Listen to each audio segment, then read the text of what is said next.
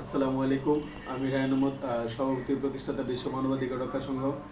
আজকে আমি আপনাদের সামনে কথা বলবো মাদকের কুফল থেকে কিভাবে আমাদের বিশ্বের তরুণ সমাজকে রক্ষা করা যায়।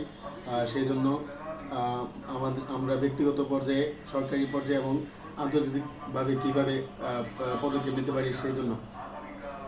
বিশেষত আমি যখন ঢাকা ইউনিভার্সিটিতে আজিমপুরে ছিলাম, সেখানে অনেক ফুটপাতে অনেক তরুণদেরকে নেশা করতে দেখেছি এবং চট্টগ্রাম বিশ্ববিদ্যালয়ে চট্টগ্রাম, আগ্রাবাদ, 16 শহর, হাটহাজারী বিভিন্ন জায়গাতে তরুণদেরকে 10-12 বছরের তরুণদেরকে সিগারেট বিভিন্ন নেশা করতে দেখেছি।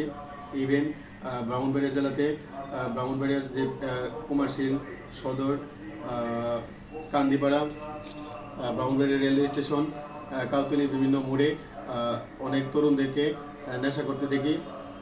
ইভেন বাদেশ্বরা, কাসাইড, মাসিয়াতে ইউনিয়নে অনেক তরুণ নেশার সাথে জড়িত।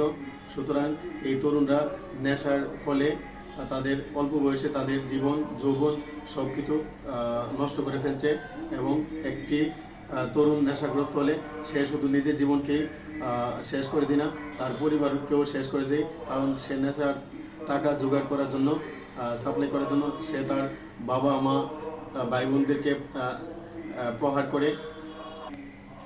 আমি বাংলাদেশ সরকারের স্বরাষ্ট্র উপদেষ্টা ব্রিগেডিয়ার জেনারেল জাহাঙ্গীর আলম চৌধুরী, ওনার দৃষ্টি আকর্ষণ করছি।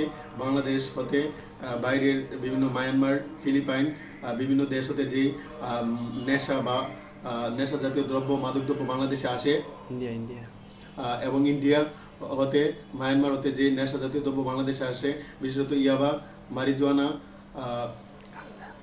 গাঞ্জা বা বিভিন্ন যে নেশা জাতীয় দ্রব্য বাংলাদেশে আসে, তা বাংলাদেশে যাতে না আসতে পারে তার জন্য বাংলাদেশ সরকারকে জিরো টলারেন্স দিতে হবে এবং পত্রিকা, টেলিভিশন, সোশ্যাল মিডিয়া, পাঠ্যপুস্তকে মাদকদ্রব্যের কৌফল সম্পর্কে বিভিন্ন টেক্সট অন্তর্ভুক্ত করতে হবে এবং মাদকদ্রব্যের যারা গডফাদার আর ইয়াবার সম্রাট তাদেরকে আইনের আওতায় এনে কঠোর শাস্তি দিতে হবে।